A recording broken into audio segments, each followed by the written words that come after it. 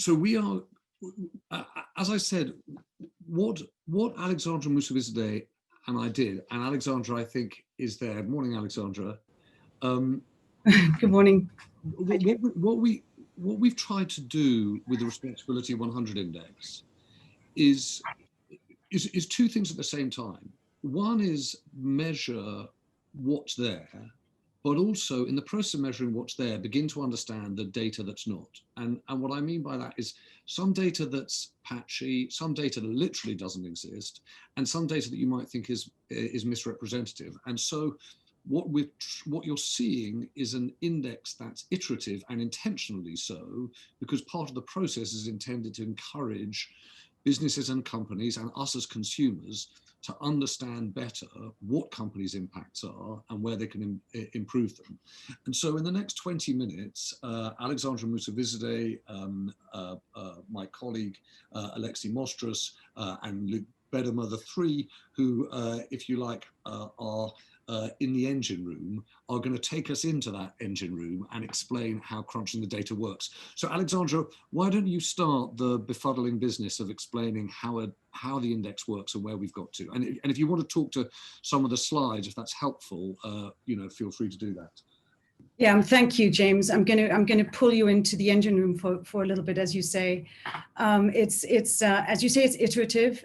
It's of course a very big process to wrestle down the data of all 100 FTSEs and their 20,000 subsidiaries, both when you're trying to assess their talk, i.e. sort of what companies are committing to, and hold that up against their walk, i.e. the performance against these targets. But just to step back, I mean, that's what we set out to do a year ago. It's now the index's first anniversary, and we have been doing some refinements along the way and improving the way that we collect the data and how we think about it and how we weigh it and look at it. The main point I would just say for this iteration of the index is that when we look at the talk score, we originally looked at how companies engage through how much they talk about the sustainability agenda. We use the SDGs as a framework to select the 120 indicators that are put in across 6 pillars that go from climate to equality, poverty and well-being, good business, skills and justice. But looking at the word count is good, but it's slightly blunt instrument. So what we've been working really hard on is to make sure that the talk score is clearer and more precise, and therefore have been collecting the targets that companies have set. Looking at those targets, we've selected them on some criteria that speak to whether they've got clear goals, whether there's a time limit to them, whether they're measurable, etc. And then we've taken those targets and assigned, for companies, and created a score and a rank on those targets as their talk. And that allows us to make a much clearer line between the actual commitments companies are making to the performance on their walk. We're also aware that while aspirations are great, and we very much value that, we've de-emphasized the weight of the talk because we really want to zero in on and push the debate to the walk, to the performance. We're in a time now, it's very urgent that we stop the talk and the risk of greenwashing, and we really move on to looking at what companies are actually doing. So hence that slight refinement. But I'd urge everyone to go to the website. It's a very deep investigative platform of companies on all of the walk aspects as well as their talk. So Alexandra, do you want to bring up the slide so we can just... Yes, let's go to the first slide. I'm just looking at the targets because that's where we've rested a lot of this October update. And just to give you a sense of when looking at targets, the FTSE 100 set 102 time-bound, measurable, and specific targets for change. The interesting thing is that, and maybe not surprising, that most of these lie in the climate bucket. The second largest portion go to equality, and really in there it's predominantly gender. Very few, we'll get into diversity issues and how companies are reporting on ethnicity and disability, etc. but really those predominantly lie in inequality. So but there are some gaps in targets, and as you can see from this slide, that really not a lot is focus on justice and human rights issues, and not much on skills and education. So, but as we go through down the slides further on, we'll take a closer look at how targets and performance really relate to each other. And I'd like to hand over to, sorry, Alex, I'm just going to make one point though. Just worth pausing here, I think, and just saying, one of the things that we're therefore seeing just in that first slide is that the weight of public and political pressure around climate has resulted in a volume of, as you say, time-bound, measurable and specific targets on climate and the environment. It's really interesting then that when we talk about ESG, environment, social and governance, those second two, particularly the S, right, don't yet have that same volume or specificity of targets. That's fair to say, isn't it? Yeah, no, exactly. And part of this is also to do with it is to do with when metrics become mandatory, and we see the link between requiring companies to report. Right. Then you see that there's also sort of targets get set against that, because suddenly the data is very visible. Right. And also it is, you see a huge number of climate targets come up now in the last couple of years, because there is pressure from all sides, investors and stakeholders, customers and consumers, and the public at large. And you see that as on gender as well. That has been something that has been looked at for a while, and therefore the data is visible and the targets are therefore also more dominant. But you're right, social issues, and there's very little mandatory data required, and therefore we don't really see the targets come to the surface yet. Right. Let's go to the next slide. Sorry, I interrupted you as we're moving on. Yes, well, I'd like to hand over to Luke to just run through the scope 1 to 3 on the data that we've collected here. Okay. Hi there.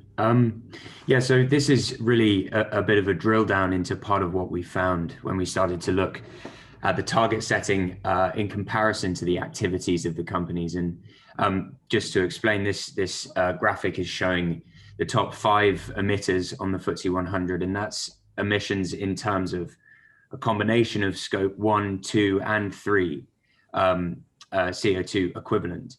And what we found was that although the vast majority of those emissions are scope 3 emissions, which include these indirect downstream associated emissions from the activities of companies, the vast majority of the targets that they set are really focused on that first chunk, on the scope 1 and 2, because it's seen as much more within the operational control, and it's much clearer to measure.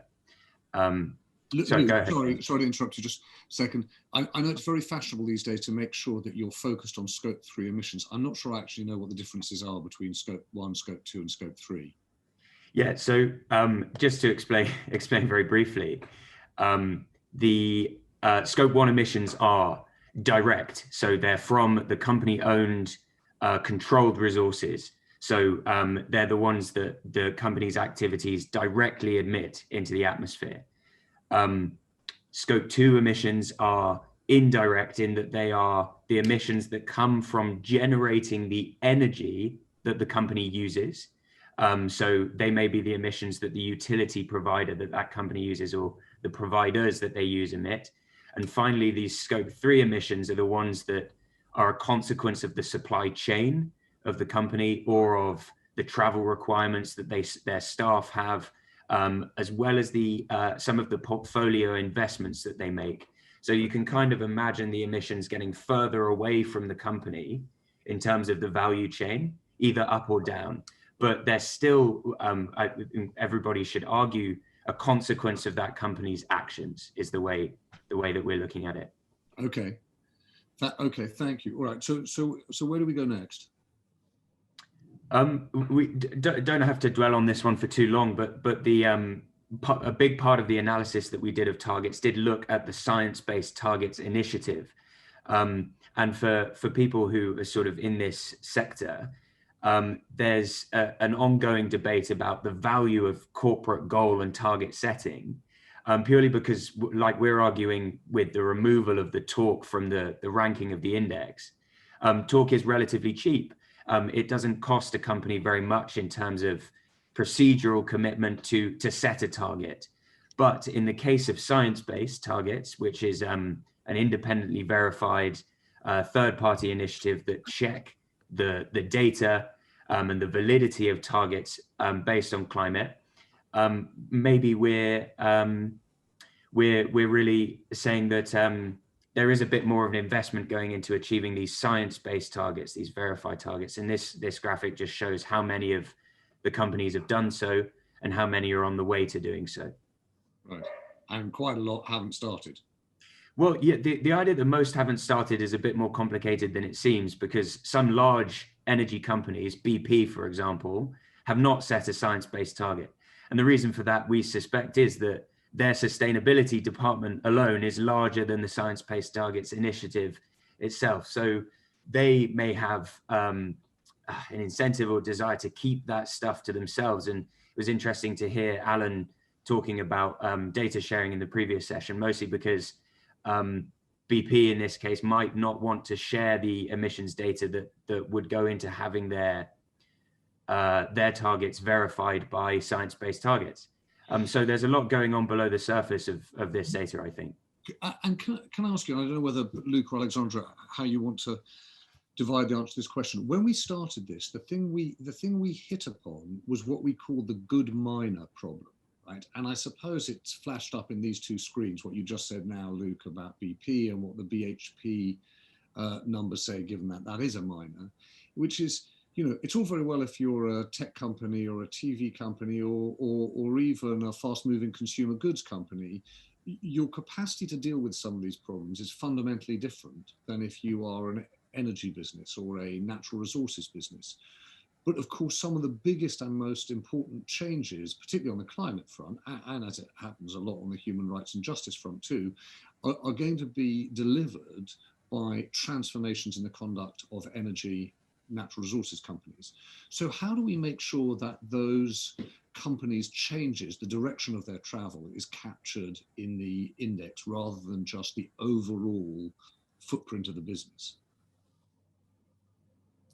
If I can just jump in on that. I mean, it's the pathway to become a good miner is definitely there, and there are lots of ways in which that we can help nudge that. I mean, of course, the fundamentals of the business are as they are, but as you see companies focusing more of their capital towards renewable energy and trying to look at a long-term path towards renewable energy and being very mindful of what they can do to reduce their scope, as Luke was talking about, scopes 1 and 2 and 3, and be really ambitious about getting that done. And going back to the target side, one thing is science-based targets, but the targets, for them to really matter, really have to be, long-term, but ambitious, but having short-term goals as well. Because long-term goals seem to be, easy to say, but actually it's the short-term change that really has to happen. So right. From our perspective is to see those targets be robust short-term and actually change taking place on that, today, but also looking at the R&D shifting to renewable resources, for example, and renewable energy. Which I'm enjoying. Alexandra, as you're talking, I'm enjoying the debate between Karen Basra and Joe Crotty about BP moving from an oil company to an energy company, the talk of what the chief executive Bernard Looney has said, and then now the question of what it actually delivers. I suppose this is something we're going to find play out in the index in the months and years ahead. Luke, I'm going to just with an eye to time. Absolutely. On to the next slide. What are we looking at next? Okay. So this is shifting away from the climate metrics, which we saw obviously dominated the target setting, but in our index, we really do focus not least in the way that we weight, but also the number of data points we collect on equality of different kinds. Mm-hmm. And recalling what Alexandra's just said about sort of this difference between mandatory and non-mandatory reporting or elective reporting, we really see that gender diversity does dominate the way that companies set their targets. And from a top level point of view, the average gender pay gap across the FTSE 100 worsened slightly since our findings in January, whereas the representation of women in senior management did actually improve. So there's a sense, I think, slightly of stagnation, but that the FTSE themselves, they are obviously focused on this, with the majority of companies setting a specific target for gender diversity. And we sort of identified that this was probably a consequence of the Hampton-Alexander review, which recommends a 33% level of representation of board and senior management. And we've actually found that's pretty much spot on what representation currently is as an aggregate in the FTSE. It's at 34%. Right. But when you turn to ethnic diversity, the story is very different. By the way, Luke, just worth pausing at the time that when Helen Alexander and Philip Hampton, I think they are the authors, right? Weren't they, of the Alexander Hampton Review? You know, that was a big change. It's interesting that companies do deliver on these targets. Yes, and they mentioned that review very specifically. I think it was an aim that gained a lot of traction amongst the companies, and it's interesting to think about whether there are other similar documents or sort of petitions that could take a similar role on other issues. We talk, I think, in previous thinkings about the Lamy review and about the McGregor-Smith report, and those things, I think they maybe stand to deliver the same types of recommendation and change, but there are complications with ethnicity reporting, like we've discussed, James, that really do stand in the way of change in a way that's not true of gender. And that's something that we're really getting into with our analysis of the data in the index. Yeah. But yes, yeah, that's what we're reflecting. I want to stop you on the ethnicity pay gap and ethnic diversity in management issues here. So what the numbers that you see though, Luke, suggest what? Well, the pay gap itself is a tricky one, but there does seem to be across the BAME, BAME, the Black and Ethnic Minority group reporting that takes place in this country, a pay gap.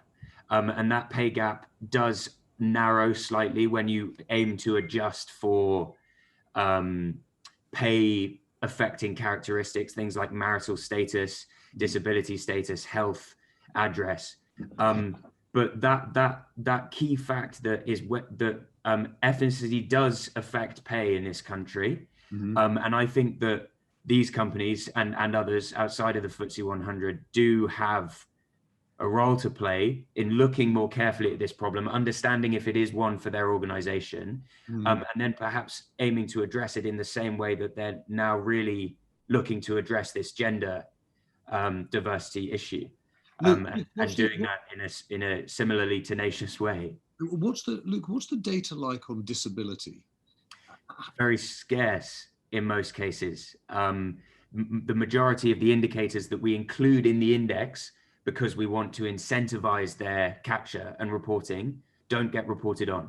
But to give you an example, there are 10 companies that do report the proportion of their workforce who are disclosed disabled. But we believe that's a lot less important than disclosing the pay gap between those employees and others, which no companies do. So there's no one who does disability pay gap reporting. No, not at present. So one of the things we've done with our framework is try to include sort of aspirational indicators in the hope that going forward they'll basically be filled in by these companies. And I'd love to discuss with anybody who has thoughts on what we do further there, but in terms of disability, the data is very thin on the ground. Yeah.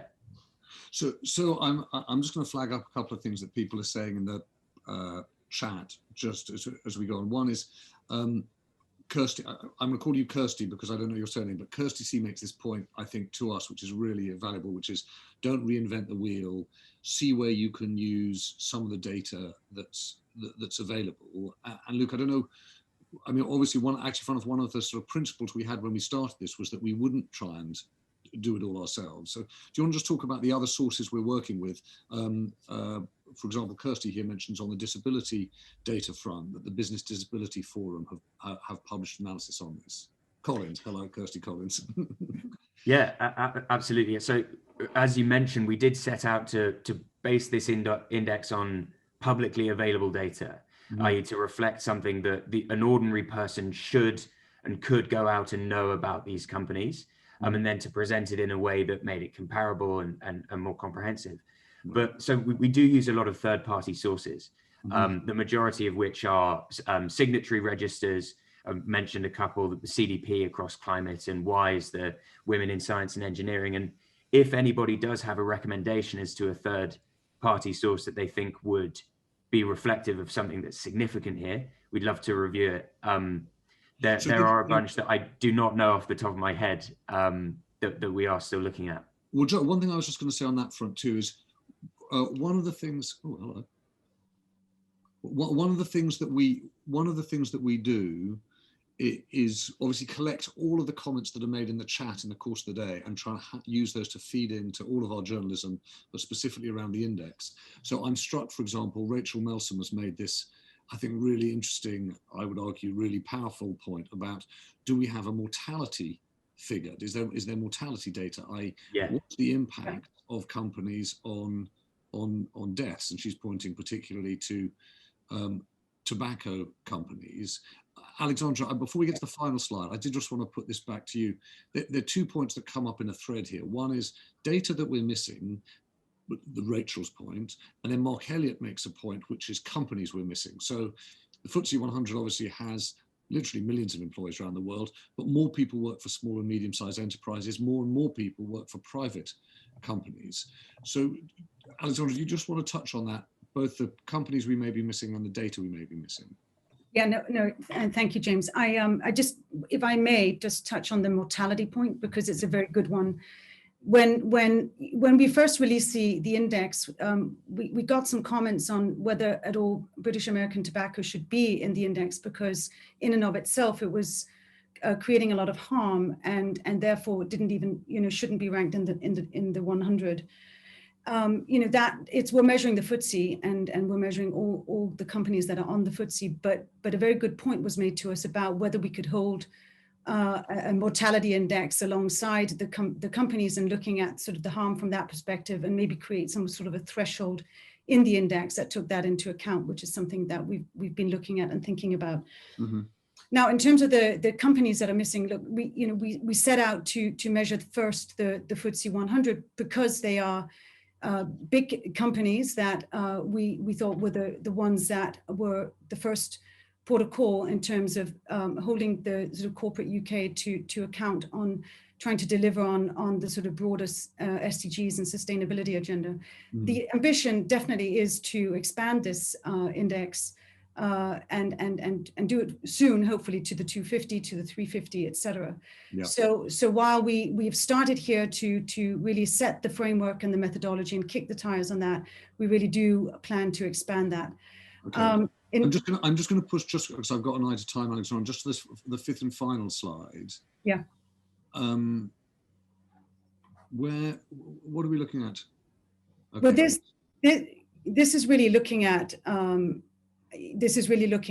sort of where, putting your money where your mouth is. And we wanted to look at how bonuses were linked to the ESG performance. So we looked at annual bonus scorecards to see how they were allocated. And of the publicly available ones, there were 63. These are the total number of those that are publicly available, and 18 of those have some form of non-financial measures included, but only 5 have included environmental performance in the incentives. And we thought that was quite striking, because when it comes to change, it's often companies that you see, especially if you look at the profile of the companies at the top of the index, it is when there's a leadership that really is on the hook and engaged in making the changes. And the tie to bonuses is definitely one where we see those that tie bonuses to the ESG performance and environmental performance is where we will see in the future more change. So I thought it was important to highlight that link. I thought that was great. And by the way, I thought that was a fascinating point from Alan Jope, that the investors were fine with the idea of those kinds of bonuses, those kinds of longer term impact bonuses.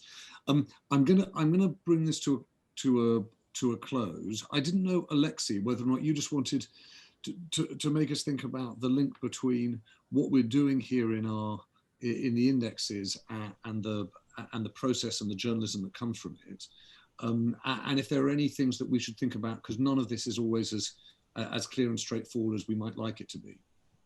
Yeah, I mean, it's great in a way, because normally as a journalist you have to go out and find your own stories, but in this case you just kind of pick and choose the findings from the index. And last September we used the index's findings to report on corporate malfeasance. A FTSE 100 company was being fined once every 4 days for something it did wrong. We used the data from the index to say some really interesting things about carbon emissions and how they were going up in a third of FTSE 100 companies.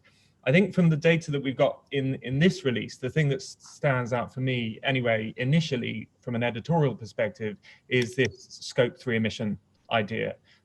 So there's a massive contrast between the 480 climate targets that FTSE 100 companies have and the 15 companies that set targets for reducing scope 3 emissions. And I was reading an expert analysis the other day on scope 3 that says that there's this 182-page guide to help companies determine what's a scope 3 emission.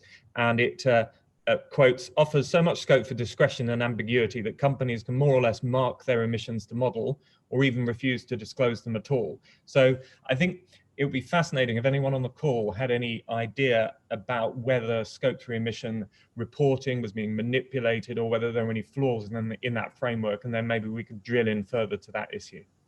Right, Alexi, thank you very much. There's Alexi in our newsroom, and I suppose it's a really important point, is that we want to do what some people on the call are suggesting, making sure we hook up with those organizations that are really engaged on these subjects, make sure that we make this index more broadly available to people who want to then use it to inform decisions on how they allocate their pensions, pension trustees, pension advisors, thinking about how they use their money, and then broaden it too to address, as Alexandra was just saying, not just FTSE 100 companies, but 250, and then more broadly beyond listed companies and beyond those big corporates.